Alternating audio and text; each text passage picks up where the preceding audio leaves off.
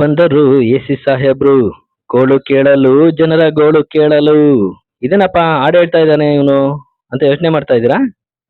ಬನ್ನಿ ನಮ್ಮ CM news YouTube channel ಅಲ್ಲಿ ಸಂಪೂರ್ಣವಾದ ಸುದ್ದಿ ಸಮಾಚಾರವನ್ನ ತಿಳ್ಕೊಳ್ಳೋಣ. ಗುರುವಾರ ಸಂಜೆ ಅಜ್ಜಂಪುರದ ಸುತ್ತಮುತ್ತ ಸುರಿದ ಧಾರಾಕಾರ ಮಳೆಯಿಂದಾಗಿ ಬೀರೂರು ರಸ್ತೆ, ತರೀಕೆರೆ ರಸ್ತೆ ಹಾಗೂ ಹೊಸದುರ್ಗ ರಸ್ತೆ ಈ 3 ರಸ್ತೆಗಳಲ್ಲಿ ನೀರು ತುಂಬಿ ತುಳುಕುತ್ತಿತ್ತು. ವಾಹನಗಳು ಜಖಂ ಆಗಿ ಹತ್ತಾರು ಮನೆಗಳಿಗೆ ನೀರು ನುಗ್ಗಿ ಸಾರ್ವಜನಿಕರ ಆಸ್ತಿ ಪಾಸ್ತಿಗಳಿಗೆ ಹಾನಿಯಾಗಿದೆ. ಹಿಂದೆಂದೂ ಕಾಣದ ರೀತಿಯಲ್ಲಿ ರಸ್ತೆಗಳ ಮೇಲೆ ಮತ್ತು ಮನೆಯ ಒಳಗೆ ನೀರು ನುಗ್ಗಿ ಲಕ್ಷಾಂತರ ರು ಮೌಲ್ಯದ ವಸ್ತುಗಳು ನಾಶವಾಗಿದೆ. ಮಧ್ಯರಾತ್ರಿ 3 ಗಂಟೆಯ ತನಕ ಮನೆಯನ್ನು ಸ್ವಚ್ಛ ಮಾಡಿದ್ದೇವೆ ಎಂದರು ಕುಲುಮೆ ಲೋಕೇಶ್ ರವರು. ಈಗ ಸದ್ಯಕ್ಕೆ ಮನೆಯನ್ನು ಸ್ವಚ್ಛ ಮಾಡಲು ಆಗುವುದಿಲ್ಲ ಎಂದು ರಾತ್ರಿಯೆಲ್ಲ ಅಣ್ಣನ ಮನೆಗೆ ಆಶ್ರಯನ್ನು ಪಡೆದೆವು ಎಂದರು ಶಂಕರಾಚಾರ್ಯವರು. ಹೋಟೆಲ್ ಸತೀಶಣ್ಣ, ಸುವರ್ಣಬಾಯಿ, ಜಯಮ್ಮ ಹೀಗೆ ಹತ್ತಾರು ಮನೆಗಳಿಗೆ ನೀರು ನುಗ್ಗಿದ್ದು ಪಕ್ಕದಲ್ಲಿ ಇರುವ ಅವೈಜ್ಞಾನಿಕವಾಗಿ ನಿರ್ಮಾಣ ಮಾಡಿರುವಂತಹ ಸೇತುವೆಯಿಂದಾಗಿ ಎಂದು ಸಾರ್ವಜನಿಕರು ಮಾತನಾಡುತ್ತಿದ್ದರು. ವಿಷಯ ತಿಳಿದ ಕೂಡಲೇ ಲೇಔಟ್ ಮಾಲೀಕರು ಸೇತುವೆಯನ್ನು ತೆರವುಗೊಳಿಸುತ್ತಿರುವುದನ್ನು ನಾವು ಗಮನಿಸಬಹುದು.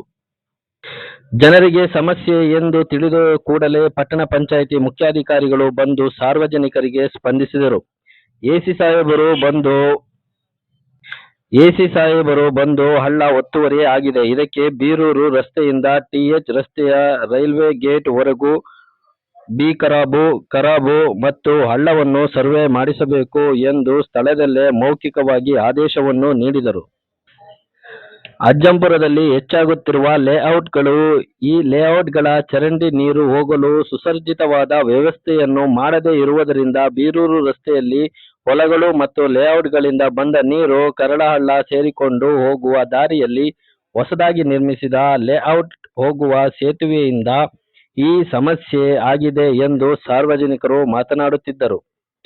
ಅಧಿಕಾರಿಗಳು ಜನರ ಗೋಳಿಗೆ ಸ್ಪಂದಿಸಿದರು. ಈ ಸಂದರ್ಭದಲ್ಲಿ ನೀರು ನುಗ್ಗಿದ್ದ ಮನೆಗಳಿಗೆ ಎಸಿ ಸಾಹೇಬ್ರು ಭೇಟಿ ನೀಡಿ ಸಾಂತ್ವನವನ್ನ ಹೇಳುತ್ತಿರುವುದು. ಈ ಸಂದರ್ಭದಲ್ಲಿ ನಟರಾಜ್, ತಿಪ್ಪೇಶ್, ಎಟಿ ಶ್ರೀನಿವಾಸ್, ಅಶೋಕ್, ಜಯಮ್ಮ, ಸತೀಶ್, ಶಂಕರಾಚಾರಿ, ಆರ್ಐ ಶಿವಕುಮಾರ್, ಪಟ್ಟಣ ಪಂಚಾಯಿತಿ ಮುಖ್ಯಾಧಿಕಾರಿ ರಮೇಶ್, ರಾಘವೇಂದ್ರ ಇನ್ನಿತರರು ಸ್ಥಳದಲ್ಲಿ ಹಾಜರಿದ್ದರು.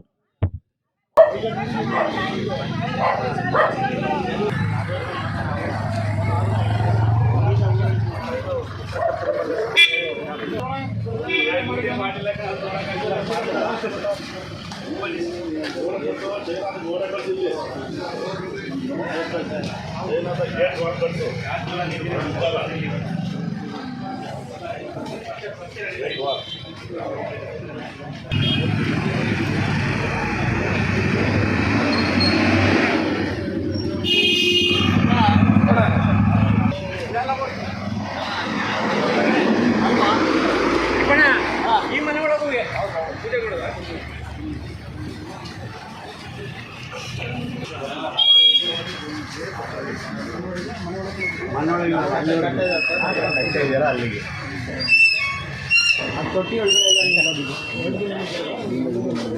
ಒಂದೇ ದಿನಕ್ಕೆ ಒಂದೇ ಮಳೆ ಒಂದೇ ದಿನ ಮಳೆಗೆ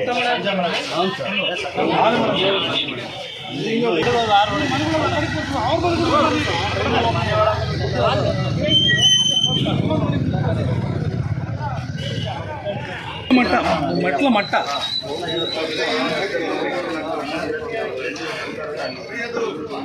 ಇಲ್ಲಿಗೆ ಭಾಳ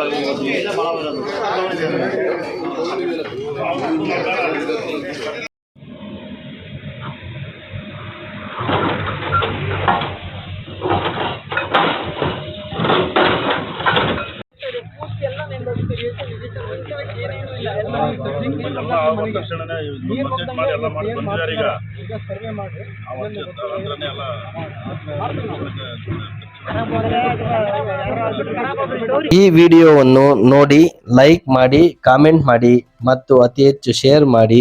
ಮುಂದಿನ ದಿನಗಳಲ್ಲಿ SLC, PUC, ಡಿಗ್ರಿ ಓದಿದವರಿಗೆ ಸರ್ಕಾರದ ವಿವಿಧ ಇಲಾಖೆಗಳಲ್ಲಿ ವಿವಿಧ ಹುದ್ದೆಗಳಿಗೆ ಅರ್ಜಿ ಹಾಕುವ ಬಗ್ಗೆ ಹಾಗೂ ಸಾರ್ವಜನಿಕರಿಗೆ ಮಾಹಿತಿ ನೀಡಲೆಂದೇ ಸ್ಥಾಪಿಸಲಾಗಿರುವ ನಮ್ಮ ನಿಮ್ಮೆಲ್ಲರ CM ನ್ಯೂಸ್ ಯೂಟ್ಯೂಬ್ ಚಾನಲ್ ಅನ್ನು ವೀಕ್ಷಿಸುತ್ತಾರೆ.